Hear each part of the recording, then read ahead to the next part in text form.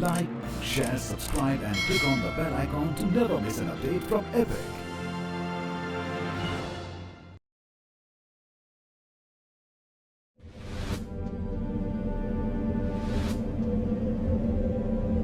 हमारा झंडा इसलिए नहीं फहराता क्योंकि हवा चलती है। यह हर उस जवान की आखिरी सांस से फहराता है जो उसकी रक्षा में अपने प्राण न्योछावर कर देता है।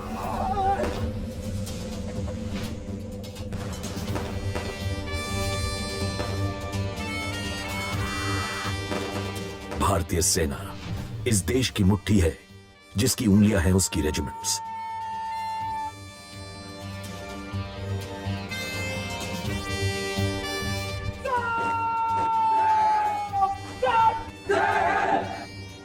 हर एक रेजिमेंट सेना परिवार का एक सदस्य है और उनकी जीवनी भी।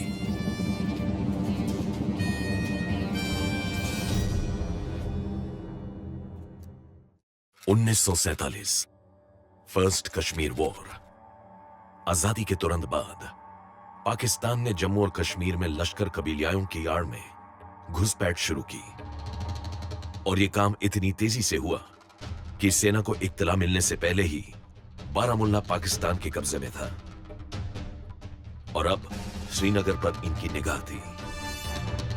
भारतीय सेना को तुरंत श्रीनगर पहुंच वहां के हवाई अड्डे को महफूज रखने का ऑर्डर दिया गया और साथ ही बारामुल्ला को भी वापस सुरक्षित करने का आदेश। लेकिन चूंकि उस वक्त कश्मीर में फोर्सेस की डिप्लॉयमेंट बेहद कम थी, तो तुरंत दिल्ली से सिर्फ एक रेजिमेंट की 2 कंपनियां ही श्रीनगर भेजी जा सकती थी। श्रीनगर में सेना की यूनिट्स वैसे ही कम थी और कश्मीर को बचाने का जिम्मा अब इन्हीं पर था।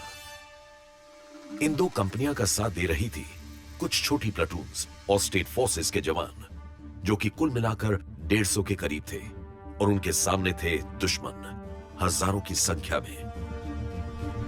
सबसे पहले इस कंपनी ने बेहद कुशल रणनीति बनाते हुए बारामुल्ला में मौजूद उरी के छोटे शहर में जेलम नदी पर बने लोहे के उरी ब्रिज को नष्ट कर दिया। पाकिस्तानी घुसपैठियों का मूवमेंट यहां 2 दिन तक रुका रहा। बारामुल्ला से कुछ ही किलोमीटर पहले माइल 32 पर अब भारतीय सैनिक तैनात थे और सामने से आ रही दुश्मन की फौज पर हमले करने की तैयारी कर रहे थे। उस रोज उन हजारों के आगे मौजूद थे ये कुछ 100। लेकिन लगातार हो रहे मशीन गन और मोटर फायरिंग के बावजूद दुश्मन के हमले भारतीय डिफेंस को तोड़ नहीं पा रहे थे। बड़ी सेना का सामना कर रही इस कंपनी का मकसद साफ था। उन्हें किसी भी तरह दुश्मन को तब तक रोकना था जब तक अतिरिक्त मदद इनके पास नहीं पहुंच जाती। और फिर आखिरकार इन तक मदद पहुंची गई और फिर ये भारी पड़े पाकिस्तानी सैनिक और आतंकियों पर। और फिर जो उन पर हमला हुआ वो दर्ज हुआ भारत और पाकिस्तान के बीच हुई लड़ाइयों के इतिहास के सबसे खूनी हमलों में। उस रोज अगर ये सेना बारामुल्ला को नहीं बचा पाती तो पहले श्रीनगर और फिर बाकी का कश्मीर पाकिस्तान के हाथ होता। सेवेज ऑफ कश्मीर बनी सिख रेजिमेंट की वो यूनिट जो आगे जाकर कहलाई 4 मैकेनाइज्ड इन्फेंट्री रेजिमेंट।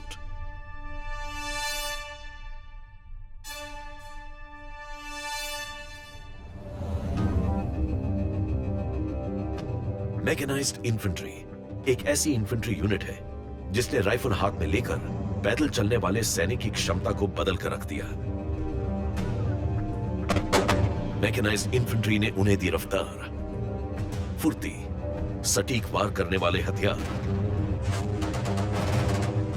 और एक बेहद मजबूत सुरक्षा कवच। 1979 में हिंदुस्तान आर्मी के एक बहुत ही माने जाने और बहुत ही काबिल जनरल सुंदर जी ने इस रेजिमेंट का गठन किया था। उनको हमारे रेजिमेंट के फादर ऑफ द रेजिमेंट भी कहते हैं और उनको इंडियन आर्मी का थिंकिंग जनरल भी कहते हैं।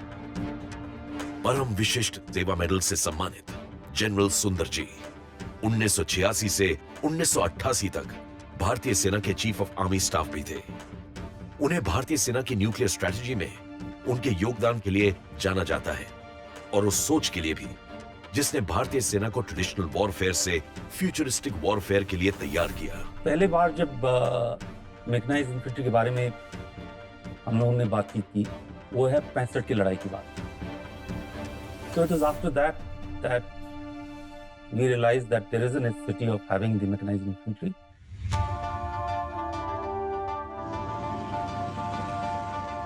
मैकेनाइज्ड इन्फेंट्री का गठन इसलिए किया गया था कि इन्फेंट्री के दस्तों को एक व्हीकल में एक जगह से दूसरी जगह ले जाया जा सके।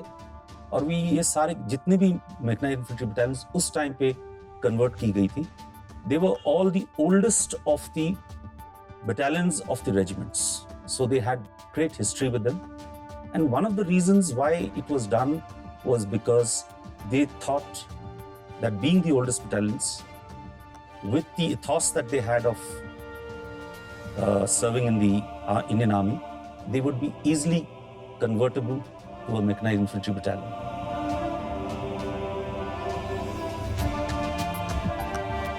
हमारे जो फाउंडर फादर थे जनरल के सुंदरजी साहब, और उन्होंने बोला था it is the regiment of the future in today's army. और उनका ये विजन था कि जैसे जैसे लड़ाई का स्कोप बढ़ेगा, हम पैदल सेना की तरह हर जगह नहीं पहुंच सकते हैं, और अगर दुश्मन को हमने मुकाबला करना है, रैपिडली हमने कहीं पे एंगेज करना है, एडवांस करना है, तो इन्फेंट्री को भी आर्मर की तरह मैकेनाइजेशन देना है।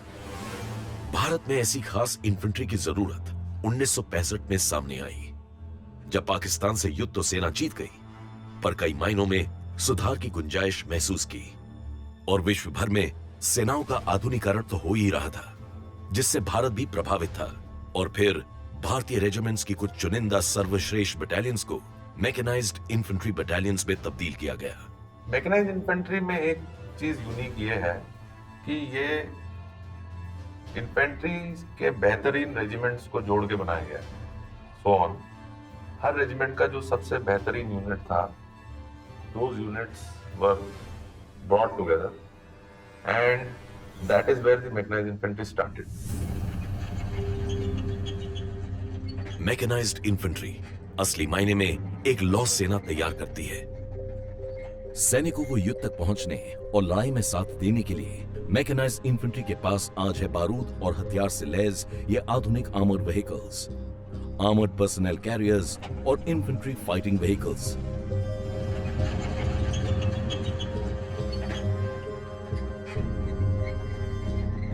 मैकेनाइज्ड इन्फेंट्री का इतिहास अगर देखें तो ये शुरू होता है पहले विश्व युद्ध से, यानी कि 1914। मैदान जंग में मौजूद हर एक सेना को समय का मुकाबला करने वाली तकनीक की कमी का एहसास हुआ। हमला तो होता था, लेकिन उस हमले की गति, वार और क्षमता को बनाए रखना मुश्किल था। मैकेनाइज से पहले मोटराइज्ड इन्फेंट्री भी थी, लेकिन उसमें ऐसे वाहन शामिल थे जो कि पक्की सड़कों और खुले रास्तों पर ही चल सकते थे। उनमें तोपों से निकले बारूद से लड़ने की भी क्षमता नहीं थी। उनमें कोई ऑटोमेटेड वेपन्स मौजूद नहीं थे, और ना ही सैनिकों के बैठने की जगह। वो तो सिर्फ एक गाड़ी के समान थी। फौज में पहले इन्फेंट्री ट्रक्स में जाती थी, और ट्रक्स में जाने से क्या है, जो व्हील्ड व्हीकल्स थे उनकी मोबिलिटी लिमिटेड होती है, वो रोड बाउंड थे। तो जब वो आगे पहुंचते थे असेंबली एरिया में तो डिस्माउंट करके फिर लड़ाई होती थी। तो फिर वो जो जिस बात के लिए हमें जरूरत थी कि टैंक्स और इन्फेंट्री इकट्ठे हों, तो वो नहीं होता, इसलिए फिर ट्रैक व्हीकल्स आने शुरू हुए। ट्रैक व्हीकल भी दो प्रकार के आए। पहले एपीसी जो सिर्फ मैकेनाइज्ड इन्फेंट्री को ट्रांसपोर्ट करते थे, और उनमें ज्यादा वेपन सिस्टम नहीं होती। बाद में इन्फेंट्री कॉम्बैट व्हीकल्स बनाए गए जो लड़ने की भी क्षमता रखते थे। जरूरत ऐसे वाहनों की थी जो कभी भी कहीं भी ले जाए जा सकते थे, जिनकी बाहरी सतह गोलियां खाकर भी मजबूत रहती, जिनमें ऑटोमेटेड हथियार फिट होते, और साथ ही जिसमें सैनिकों की एक छोटी यूनिट को भी ले जाया जा सकता था। मैकेनाइज्ड इन्फेंट्री के लिए एकदम अलग वाहन बनाने वाले पहले लोग रूस के थे। दो तरह के वाहन रूस से हिंदुस्तान आए, बीएमपी और बीआरडीएम। बीएमपी यानी बॉयवेयर मशीन पेखोते, जिसका अंग्रेजी में अर्थ है इन्फेंट्री फाइटिंग व्हीकल, और बीआरडीएम यानी बॉयवेयर राजवतानिया दोरजोनिया मशीना, जिसका अंग्रेजी में अर्थ है कॉम्बैट रिकॉनेसेंस पेट्रोल व्हीकल। इन मशीनों के इतिहास और उसकी प्रगति को देखें तो 1950 के दशक में 8 पहिए वाली सबसे पहली आर्मर्ड गाड़ी थी BTR-60 और BRDMI, जो कि पानी में चलने वाली रिकॉनेसेंस पेट्रोल व्हीकल थी। 1960 के दशक में आई APC स्कॉट, जो कि पानी पर चलने वाली एम्फीबियस आर्मर्ड पर्सनल कैरियर थी। 1960 में ही आई Topaz, amphibious armoured personnel carrier, और इनकी खासियत थी कि इनमें घुसने और बाहर निकलने के एक से ज्यादा रास्ते थे। और फिर आई BMP-1 और BMP-2, जो कि आज इस्तेमाल की जाती है।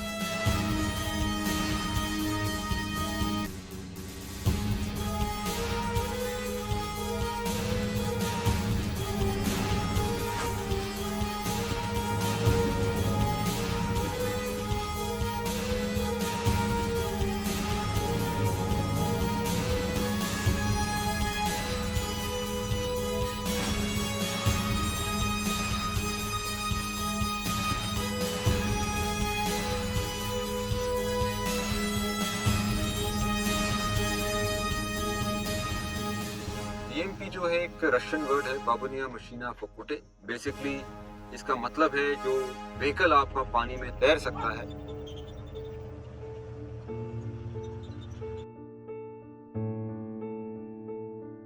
तो जहां BMP-2 एक ऐसा इन्फेंट्री कॉम्बैट व्हीकल है जो पानी में अपनी राह बनाता है, तो वहीं रेगिस्तान हो या पहाड़, दुर्गम से दुर्गम रास्तों पर चल सकता है।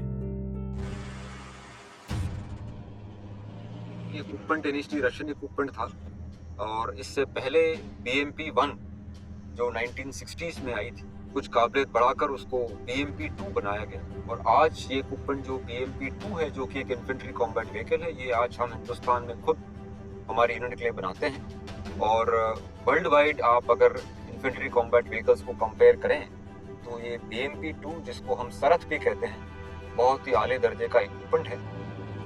BMP-2 बेहद सटीक और गहरी मार करने वाला इन्फेंट्री कॉम्बैट व्हीकल है, और फख्र के साथ आज कहा जाता है कि यह मशीन पूरी तरह से हिंदुस्तानी है। BMP के अंदर गर्मियों में तापमान 45 से 50 डिग्री के ऊपर पहुंच जाता है, लेकिन इन्हें चलाने वालों पर इसका असर नहीं पड़ता।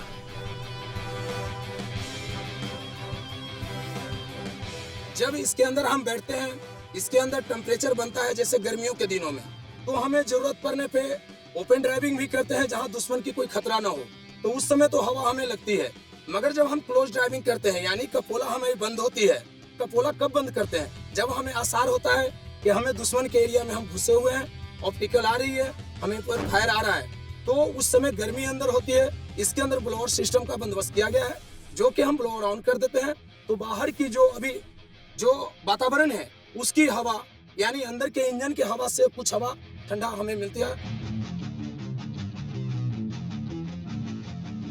BMP हमारा पर्सनल हथियार से भी ज़्यादा हमें जो है अपने को हम विजुलाइज करते हैं कि एक ये प्राणी है, इसके अंदर हम समाये हुए इक्विपमेंट जो है वो एम्बेडेड कर रखा है, और हम उस सिस्टम का ही एक हिस्सा है। और हर हमारी याद या हर हमारे ऑपरेशनल याद जो है वो BMP से होती है। और कभी याद आता है जब रेगिस्तान के डेजर्ट में रात को उसके ऊपर बैठे हो, चांद हो, तो बड़ी अच्छी अच्छी यादें हैं ऑपरेशंस की और एक्सरसाइजेस की, जहाँ इस इक्विपमेंट ने हमें बहुत साथ दिया है। और जहाँ डाला, पानी में किसी भी एंगल में डाला, ये बाहर निकल आता है। कैसा भी आप चढ़ाई पे चढ़ा लो, ये आपको धोखा कभी नहीं देता है। तो एक जैसे महाराणा प्रताप का चेतक था, वैसे एक अभिन्न अंग हो जाता है एक मैकेनाइज्ड ऑफिसर या सोल्जर के लिए, कि वो अपनी BMP को अपने एक घोड़े की तरह याद रखता है। शुरुआत के 2 साल तक तो मैं ICV के ऊपर ही सोता था। कभी भी हम फील्ड फायर में जाते थे तो ये जो ICV है, इसकी आपने आज एंटी सर्विलेंस प्लेट देखी जो कि खुल जाती है, उसको सिरहाना बना के उस पे सोने की जो फीलिंग, और आपके सर के ऊपर आसमान और साथ में आपके तमाम आपके जवान, ये फीलिंग, इस फीलिंग को कोई बीट नहीं कर सकता। जो इसका क्रू होता है उसकी बड़ी अहमियत है और उनका लगाव बड़ा होता है इस इक्विपमेंट के साथ। और क्रू से हम कहते हैं जो ड्राइवर जो इस गाड़ी को चलाता है, गनर जो इसके इक्विपमेंट को, आर्ममेंट को फायर करता है, और एक कमांडर जो कि उस व्हीकल को गाइड करता है। तो ये 3 लोग मिलकर एक BMP का क्रू बनाते हैं, और इन तीनों का नाता उस व्हीकल से बहुत गहरा होता है। उस गाड़ी का मेंटेनेंस, उस गाड़ी का परफॉर्मेंस और उनका कोऑर्डिनेशन से जो है वो काम सही मायने में कर सकते हैं। इसी के साथ साथ इस व्हीकल में एक इन्फेंट्री का सेक्शन भी बैठता है, जो कि टाइम आने पर इससे उतरकर दिए गए टास्क को पूरा कर सकते हैं। क्रू का व्हीकल के साथ बहुत गहरा नाता है और ये होना भी चाहिए, जिससे कि वो इस इक्विपमेंट को सही मायने में मेंटेन कर सके, जिससे कि टाइम आने पे ये सही मायने में काम।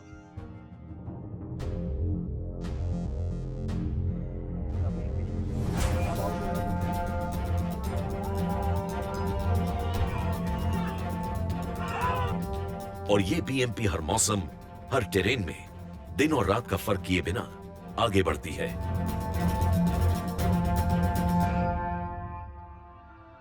बीएमपी से इतना गहरा नाता रखने वाली इस रेजिमेंट का चिन्ह आज है यही बीएमपी इन्फेंट्री कॉम्बैट व्हीकल और इन्फेंट्री को दर्शाती बेनट की तस्वीर। ये दोनों ही एक दूसरे के बिना अधूरे हैं और एक दूसरे के साथ अपराजित। मैकेनाइज्ड इन्फेंट्री का रेजिमेंटल सेंटर 1979 से महाराष्ट्र के शहर अहमदनगर में बसा है। यह विशाल रेजिमेंटल सेंटर तकरीबन 2200 एकड़ जमीन पर फैला हुआ है और इसकी दहलीज पार करते ही एक जवान इस रेजिमेंट को अपना असली परिवार बना लेता है। जब वो अटेस्टेड होता है तो हम उसका फैमिली से नाता तोड़ते हैं और जब वो पेंशन जाता है तो हम कोशिश करते हैं कि वो फैमिली से वापस सोसाइटी में जुड़े। तो MIRC जो है वूम टू टूम कॉन्सेप्ट का कार्यभार संभालता है। और रेजिमेंटल सेंटर में मौजूद है 3 training battalions, infantry training, composite training और driving and maintenance training battalion, जो तराशती हैं रंग रूटों की खड़ान से हीरे। जब एक सिविलियन सेना का हिस्सा बनता है तो सबसे पहले इन्फेंट्री ट्रेनिंग में उसकी शारीरिक क्षमता, स्टैमिना, मानसिक सतर्कता बढ़ाई जाती है और उसे युद्ध नीतियों में तैयार किया जाता है। और फिर वो ट्रेन होता है मैकेनाइज्ड इन्फेंट्री सोल्जर के तौर पर, जहां उसे मशीन्स और वेपन्स की सिखलाई दी जाती है। और यहां शामिल होने वाले ये जवान हिंदुस्तान के हर प्रांत, हर राज्य, हर क्लास के होते हैं, लेकिन इनकी ट्रेनिंग इन्हें एक साथ खड़ा कर इन्हें एक ही काबिलियत का बना देती है और वो है देश की रक्षा करने वाला जवान।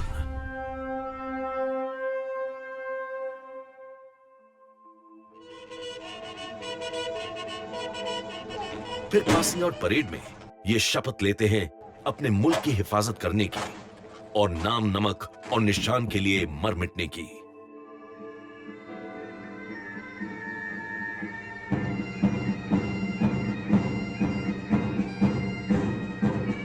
पासिंग आउट परेड में जब ये जवान निकलते हैं तो इन्हें इनके परिवारों से ले लिया जाता है देश की सुरक्षा कर रहे दूसरे परिवार के लिए, जिसका नाम है भारतीय सेना। मैकेनाइज्ड इन्फेंट्री रेजिमेंट की एक बेहद खास सेरेमनी इनकी पासिंग आउट परेड है, जहां ना सिर्फ एक जवान बल्कि उसका पूरा परिवार सम्मानित किया जाता है। जो मदर्स को और फादर्स को जो हम गौरव पदक प्रदान करते हैं, ये उनके लिए भी एक एक्नॉलेजमेंट है कि आपने चूज किया कि आप अपने बच्चे को देश की सेवा में समर्पित कर रहे हैं।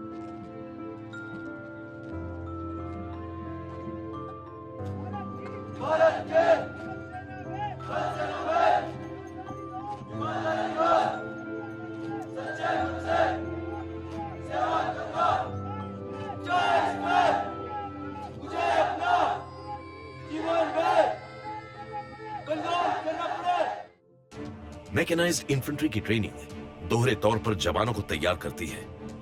इन्फेंट्री रेजिमेंट होने के नाते वो बाकी रेजिमेंट्स की तरह सैनिक बनना तो सीखते ही हैं और फिर टेक्निकल ट्रेनिंग का सफर शुरू होता है।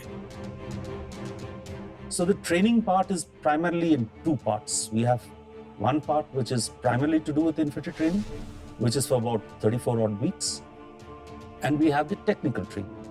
The technical training वो तकरीबन 24 वीक्स की होती हैं और इसमें हमारे जवान अपना रिक्रूट ट्रेनिंग के बाद टेक्निकल ट्रेनिंग करते हैं, चाहे वो ड्राइविंग के ऊपर है, चाहे वो गनरी के ऊपर है, चाहे वो कम्युनिकेशन के ऊपर है। तो इस प्रकार से हम लोग अपने सेंटर को 2 हिस्सों में बांटे हुए हैं।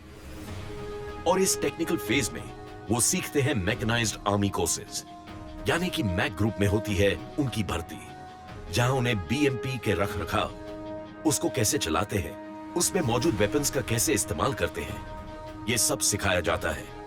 साथ ही ड्राइविंग और रेडियो ऑपरेटिंग के लिए अलग ट्रेनिंग दी जाती है। बेसिक ट्रेनिंग जब एक यंग सोल्जर का हो जाता है, उसके बाद उसकी काबिलियत के आधार पे हम चयन करते हैं कि वो ड्राइवर बनेगा या गनर बनेगा या ऑपरेटर बनेगा। एक बार ये चयन हो जाता है तो जो ड्राइवर है वो हमारे पास आते हैं। कुछ हफ्तों तक वो कंबाइंड ट्रेनिंग करते हैं, एयर व्हीकल और डी व्हीकल, यानी टैंक और आम गाड़ियों के। और उसके बाद वो अपने स्पेशलिटी यानी कि जो बी व्हीकल ड्राइवर बनेगा वो अपने बी व्हीकल ट्रेनिंग में जुट जाता है।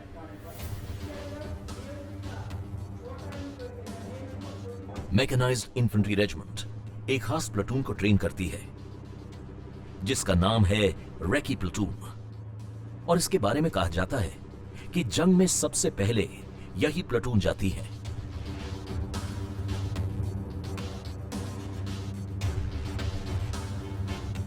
किसी भी मैकेनाइज्ड इन्फेंट्री बटालियन में सबसे बेहतरीन जो बंदे हैं उनको चुन के इस प्लेटून में लिया जाता है ताकि ये कुछ स्पेशलिस्ट टास्क कर सके।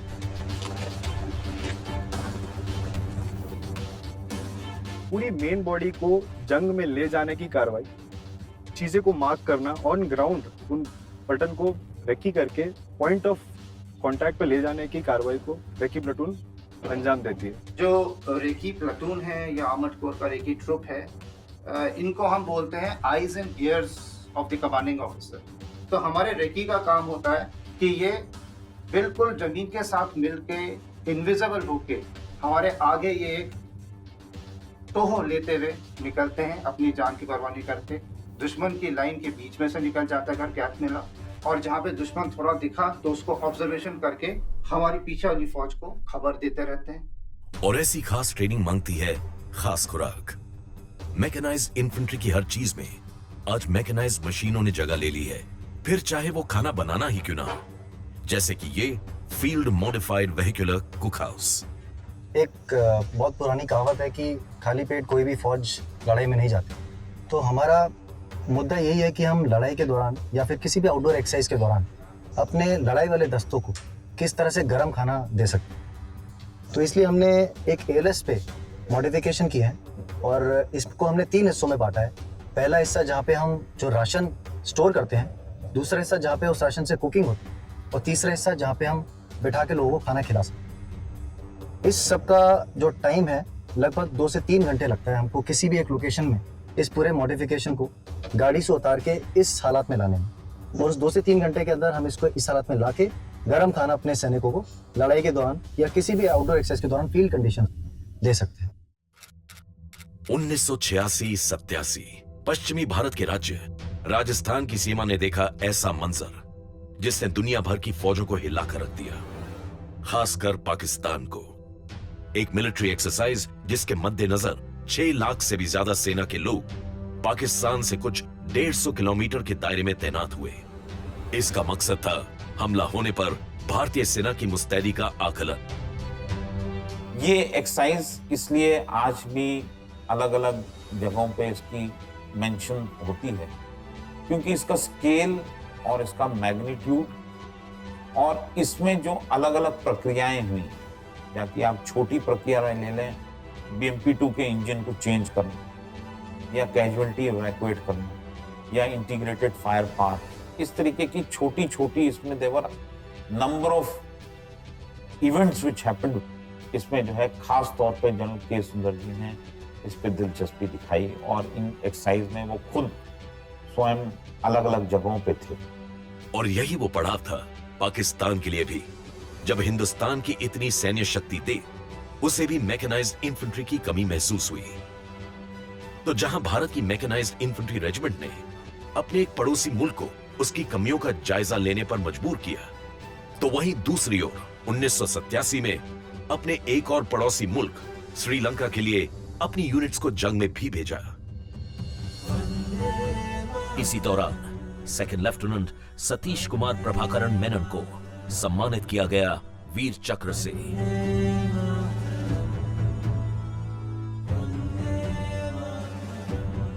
मैकेनाइज्ड इन्फेंट्री के कई और अफसरों की भी चर्चा होती है, जिनमें से खास हैं सिपाही दया शंकर, जो कि 1996 में जम्मू कश्मीर के बारामूला डिस्ट्रिक्ट में एक एंटी टेररिस्ट ऑपरेशन का हिस्सा थे। ऑपरेशन रक्षक में आतंकवादियों से मुकाबला करते समय उन्होंने अपने सीनियर्स की जान बचाने के लिए खुद अपने आप को खतरे में डाला और मिलिटेंट्स को खत्म करते हुए वीर गति को प्राप्त हुए। उनकी इस शहादत को कीर्ति चक्र से सम्मानित किया गया और 1999 में मेजर राजेश अधिकारी, जो कि मैकेनाइज्ड इन्फेंट्री का हिस्सा थे, यहां जम्मू कश्मीर के कारगिल में उन ऊंची पहाड़ियों पर कब्जा होना था जिन पर पाकिस्तानियों ने धोखे से अपने बंकर्स बना लिए थे।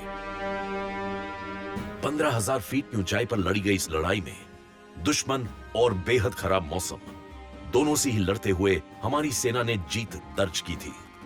मेजर अधिकारी ने दुश्मन के बंकर्स पर सामने से अपनी मीडियम मशीन गन से फायर किया था और अपनी बाकी की पलटन को कवर देकर दुश्मन को चारों तरफ से घेरा था। इस ऑपरेशन में जीत तो दर्ज हुई, लेकिन मेजर राजेश अधिकारी शहीद हुए।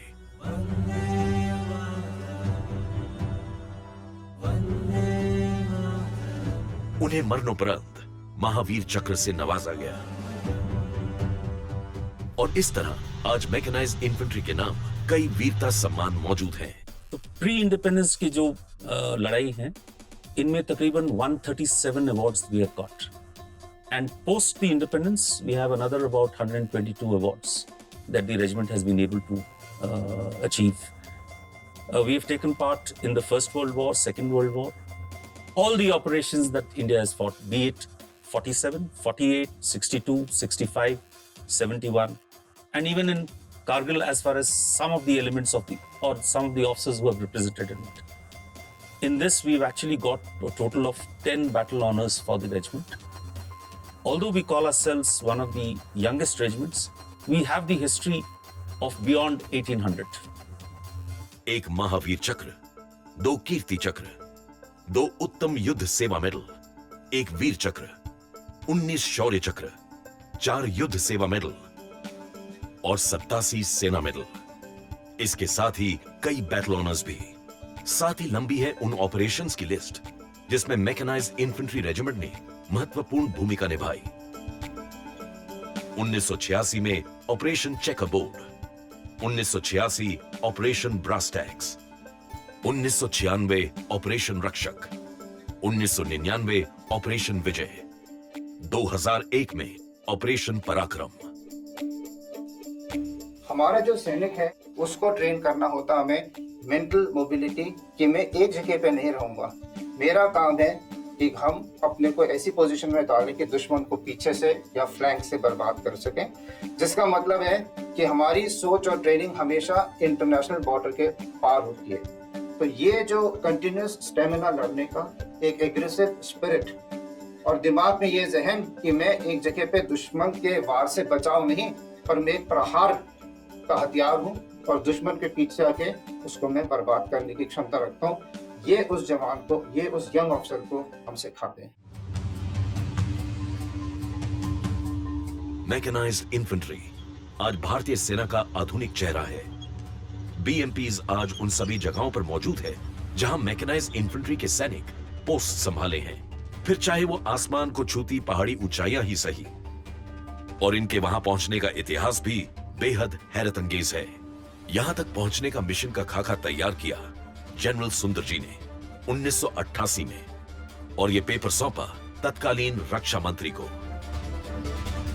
जिसके तहत ऊंची पहाड़ी वाले सीमावर्ती इलाकों को महफूज रखना था। लेकिन यहां तक पहुंच पाना आसान नहीं था। वहां इक्विपमेंट्स को ले जाना, वहां उनका सही इस्तेमाल और रखरखाव, उनकी मेंटेनेंस, मसले बहुत थे। लेकिन मैकेनाइज्ड इन्फेंट्री ने और उनके कमांडिंग ऑफिसर्स ने इस काम को पूरा करने का साहस दिखाया और फिर शुरू हुआ नामुमकिन को मुमकिन बनाने का सिलसिला। कई हजार फीट की ऊंचाई पर बर्फीले पहाड़ों में रास्ता बनाना था। 2 भाग में यह सफर बटा था, ले तक पहुंचना और फिर ले से आगे लद्दाख तक। ले तक पहुंचने के लिए इंडियन एयरफोर्स सामने आई। इनकी मदद से मैकेनाइज्ड इन्फेंट्री ने बीएमपीज को ले की हवाई पट्टी तक पहुंचाया और फिर ले की हवाई पट्टी से गाड़ियों का काफिला बढ़ा पहाड़ी इलाके में रास्ता तैयार करते करते लद्दाख की ऊंचाइयों की ओर। 800 किलोमीटर लंबे सफर में कई ऐसे ड्राइवर्स भी शामिल थे जिन्होंने पहले कभी भी इस टेरेन में बीएमपी नहीं चलाई थी। और फिर एक पूरी सैन्य यूनिट का बसेरा यहां खड़ा कर दिया गया।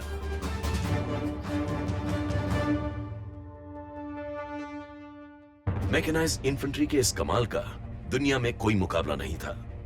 मुश्किल से मुश्किल ऑपरेशंस मैकेनाइज्ड इन्फेंट्री के लिए सिर्फ इसलिए मुकम्मल हो पाए कि इन मशीनों ने कभी अपने साथी सैनिकों को धोखा नहीं दिया।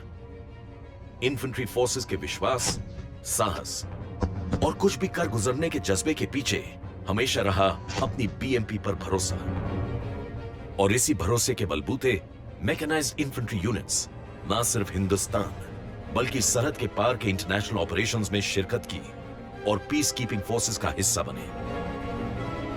जहां भी ये गए अपनी छाप छोड़कर आए।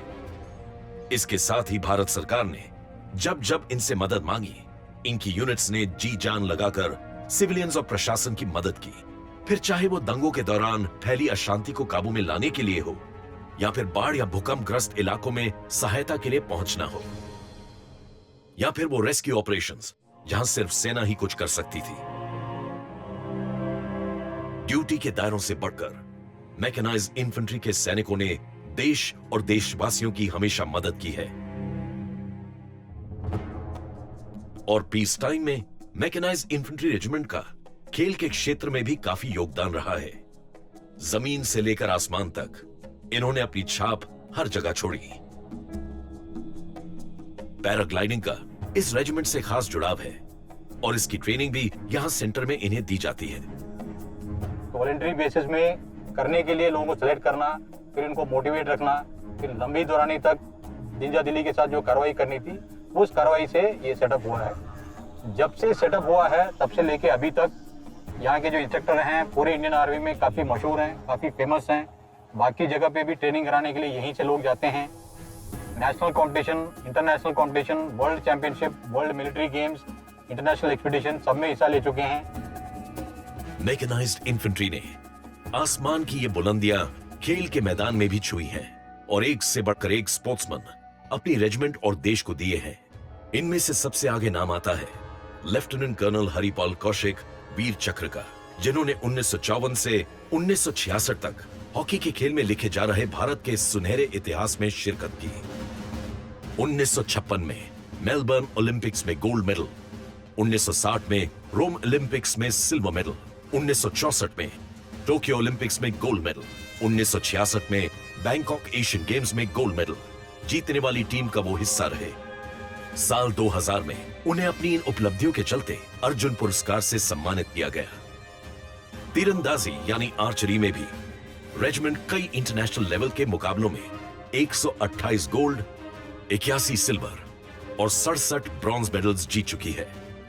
और साइकिलिंग में भी रेजिमेंट के जवानों का खास प्रदर्शन रहा है। इनके अलावा रेजिमेंट के कई और नामचीन खिलाड़ी भी रहे हैं। ब्रिगेडियर HJS चिमनी, जो कि हॉकी खेलते थे और Singapore south east Asian regional championship में गोल्ड मेडल जीतने वाली टीम का हिस्सा थे।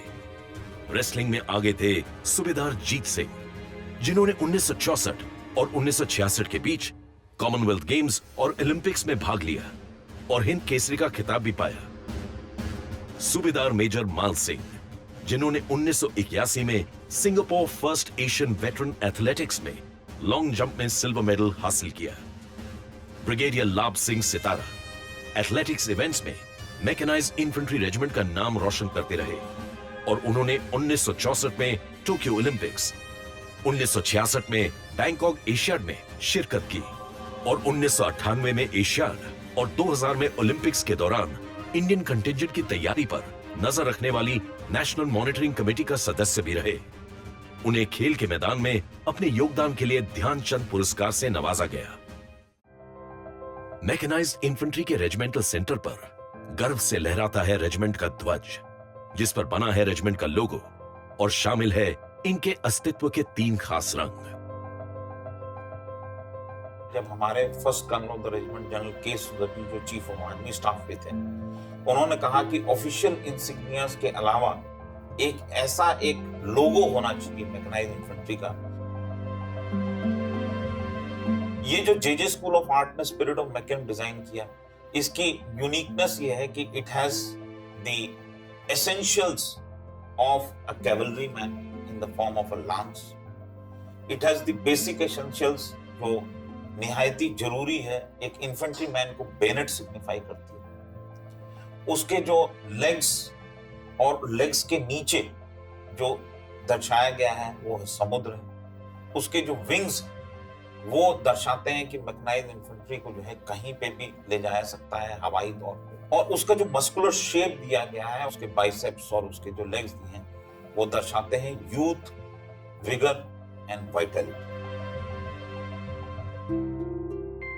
आपने अगर हमारा रेजिमेंटल फ्लैग देखा होगा जिसमें कि 3 रंग हैं, इसके पीछे सिग्निफिकेंस या अहमियत यह है कि लाल रंग इन्फेंट्री के जोश और खून को दर्शाता है, काला रंग जो है वो आर्मर का रंग है जिसमें कि एग्रेसिव स्पिरिट को दर्शाता है, जो पीला रंग है वो प्योरिटी को दर्शाता है। We need to be in sync with what is happening today. और आज जो हम लोग बात करते हैं nuclear warfare, cyber warfare, space warfare, artificial intelligence, इनके बारे में बातचीत करते हैं। मैकेनाइज्ड इन्फेंट्री सोल्जर की जो थ्रेशोल्ड है, टेक्निकल थ्रेशोल्ड है, हम उसको और बढ़ाने की कोशिश कर रहे हैं। आज की तारीख में हमारे जो जवान हैं, इन्फेंट्री जवान के टेक्निकल थ्रेशोल्ड से आप अगर तुलना करेंगे, उससे हम बेहतर हैं।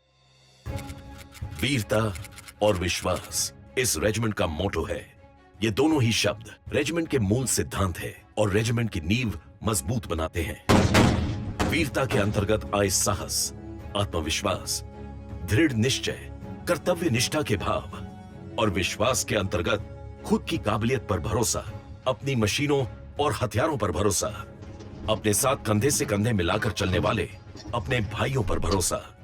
वीरता और विश्वास। वीरता शब्द हमने खासकर इसलिए चुना कि युद्ध क्षेत्र में वीरता एक ऐसी कैरेक्टर है जो कि एक इंडिविजुअल का अभिन्न हिस्सा है, और इंडिविजुअल तौर पे भी एक कमांडर हमेशा, या आप भी अपने जिस भी कॉर्पोरेट सेक्टर या प्राइवेट सेक्टर में आप उस एम्प्लॉय को ढूंढते हो जिसके ऊपर आपको फेथ हो। ये काम अगर मैं इसको दूं तो ये जा करके इसको अकम्प्लिश करके आएगा। तो हमने एक कॉम्बिनेशन लिया, valour as well as faith. और यही जवान जो प्रहार करता है तो उसका युद्ध घोष होता है, बोल भारत माता की जय। यही मैकेनाइज्ड इन्फेंट्री का युद्ध घोष है, जिन्हें एकजुट, एकाग्र और संयुक्त रखता है। डायनामिज्म, डिसाइसिवनेस, बिना समय व्यर्थ किए डिसीजन लेना, ये मैंने मैकेनाइज्ड इन्फेंट्री ऑफिसर्स में ज्यादा देखा।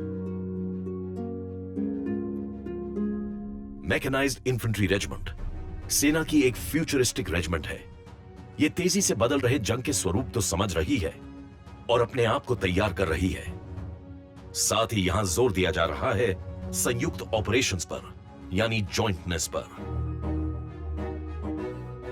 जॉइंटनेस हमने थल सेना के साथ की थी, अब आर्मी एविएशन आया, आर्मी की वायुसेना आ गई है, उसके साथ इंटीग्रेशन, और एयरफोर्स के साथ और ज्यादा इंटीग्रेशन, चाहे वो एयर ट्रांसपोर्टेड ऑपरेशंस हो, एयर लैंडेड ऑपरेशंस हो, या फिर air support in support of ground operations हो। ये जॉइंटनेस जो है एट ऑल लेवल्स हमने अभी आगे आनी है।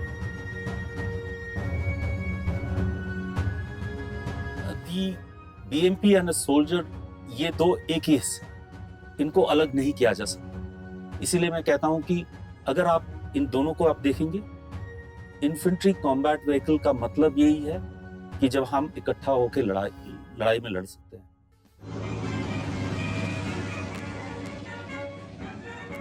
मैकेनाइज्ड इन्फेंट्री भारतीय सेना की सबसे आधुनिक रेजिमेंट है, जिसने अपने आप को सशक्त और सक्षम बनाया है अपनी ट्रेनिंग, अपनी रिसर्च और लगातार अपने आप में सुधार करने के बलबूते पर। आज इनका काम है दुश्मन से 2 कदम आगे बढ़कर सोचना, उसके वार करने से पहले उस पर चोट करना और एकजुट होकर भारतीय सेना के अन्य रेजिमेंट्स के साथ काम करना।